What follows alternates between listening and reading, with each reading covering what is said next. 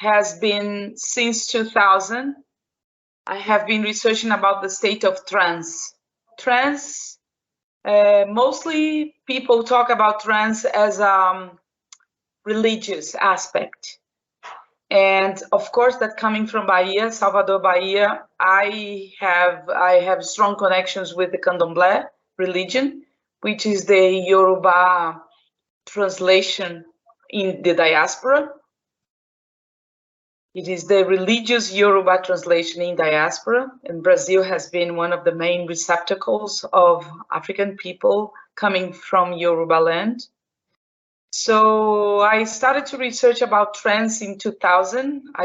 Before I was producing a lot of arts craft used in the religious ceremonies of Candomblé.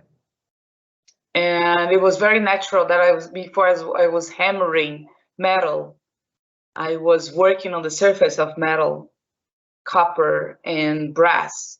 It was very natural that I kind of transgressed, moved into prints, etchings. And as soon as I started to work with these prints, I started to use the material in a much more free way.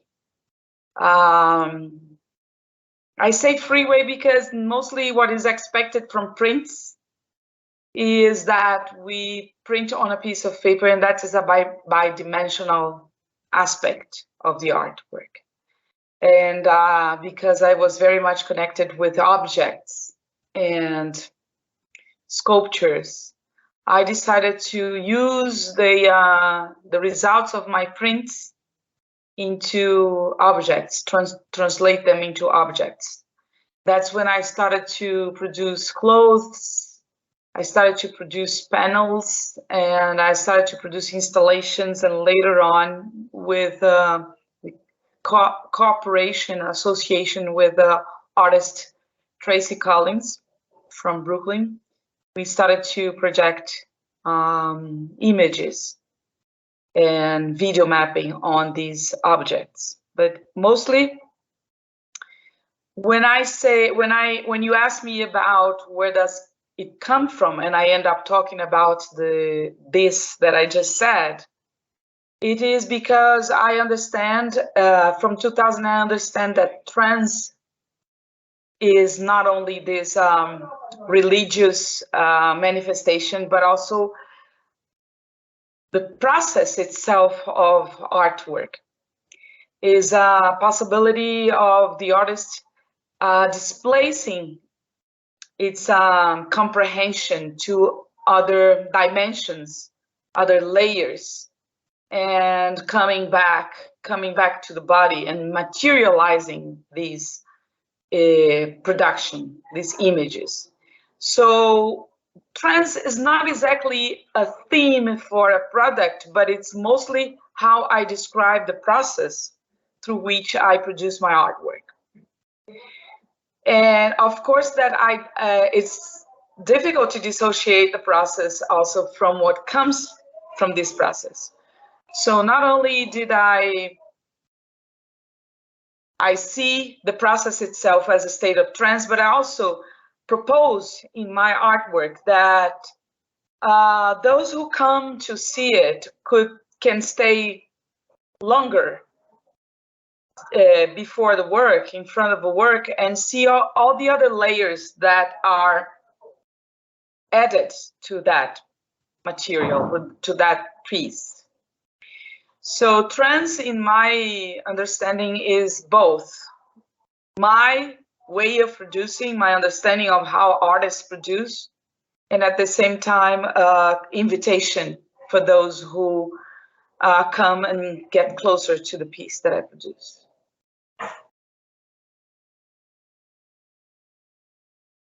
I've noticed that this place from which you start to produce your artwork, it is the same.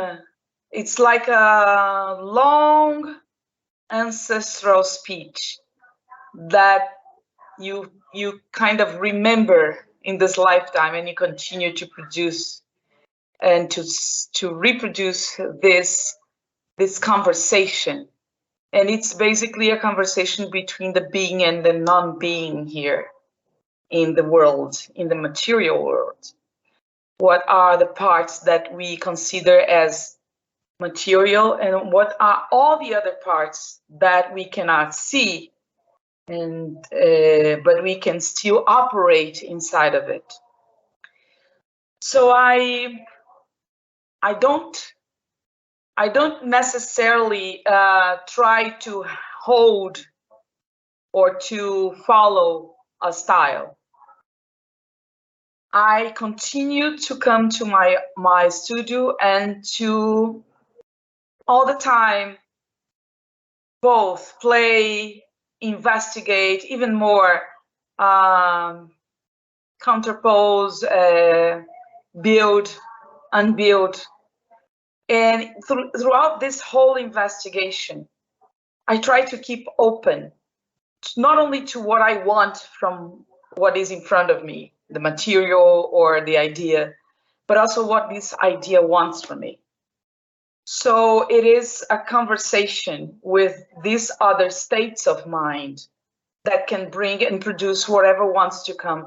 So it would be hard for me to define a style, even more to define the difference between one and the other. Because it is a state of mind or a behavior.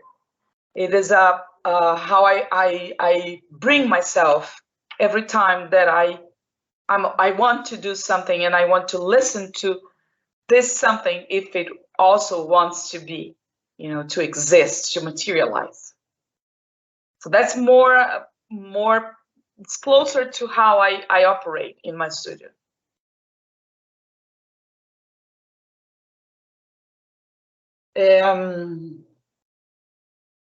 Well, it's, I think we have more or less some attraction, natural attraction. I don't know, it has to do with a character structure or the way how you express yourself in the world, but there are some things that you feel more drawn to. And since long ago, I have felt very much attracted to all kinds of metal. So it was very easy for me to embrace this material in my artwork. Even today, nowadays, I still draw a lot, but then I glue pieces of lead or pieces of copper or brass.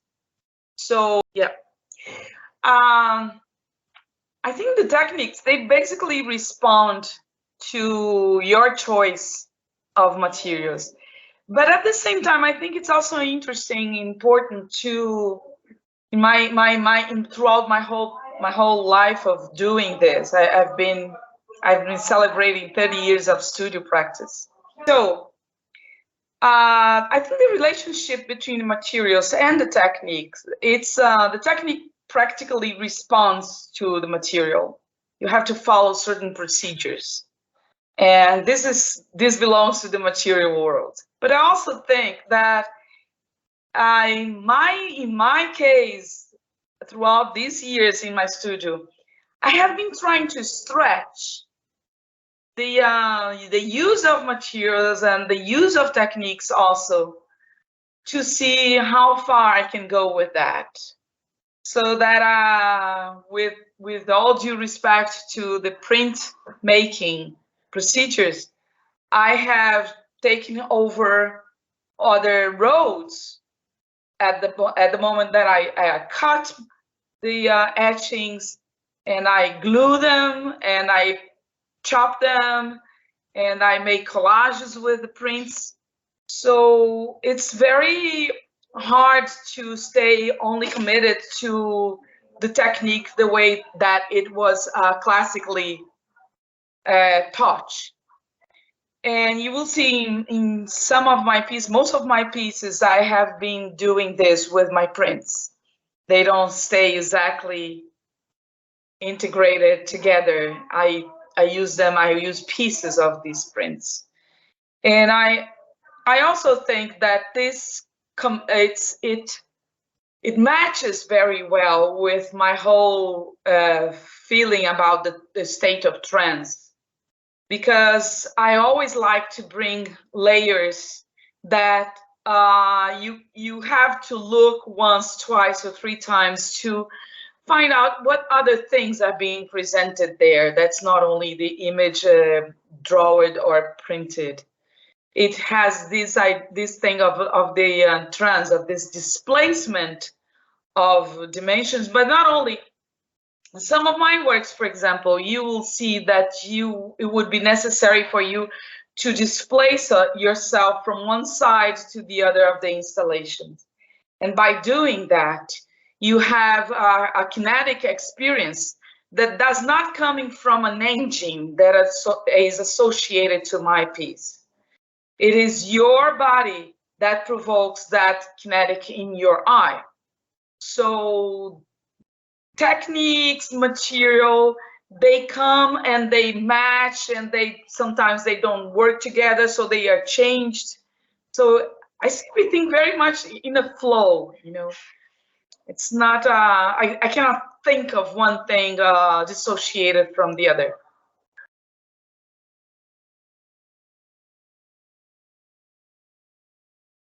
I think you asked a very interesting question for somebody who has chosen one title since 2000. So since 2000, basically all my work is, the name is Trans Displacement of Dimensions. And it's been 22 years. And I prefer to stay away from a suggested idea about that piece that is presented, and I invite the person, in the other hand, to connect with it from whatever angle or not. You know, you can also not connect. But I like it to leave it as free as possible to not to impose something. So I think that 70 or 80% of my artwork's named.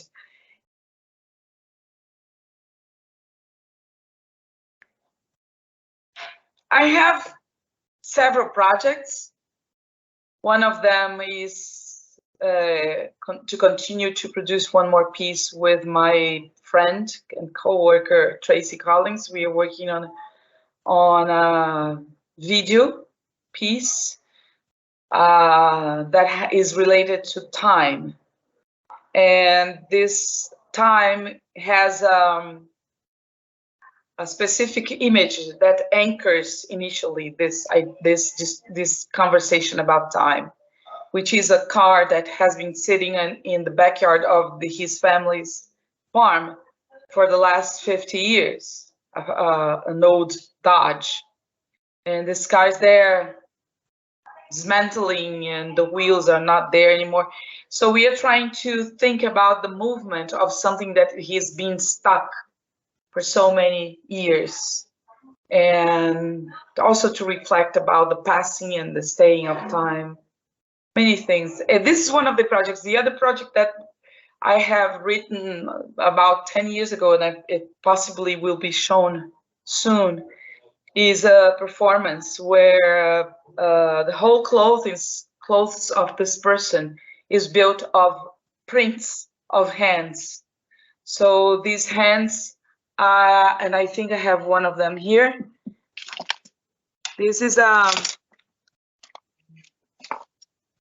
these prints. They come from an idea of reading the palm hands, and this dress is completely composed of these paper hands that are cut with the fingers. And the idea is to have a conversation between somebody who has many questions and many hands to be read, and this cathedra, this chair that is supposed to be an oracle, and that even though there are lots of questions that is being presented to this oracle is always bringing other answers that will never return these questions. So this is, it's not only a performance, but also it will stay at the space of exhibition as an area where people can see the performance and see it from several angles. I have quite a few projects now.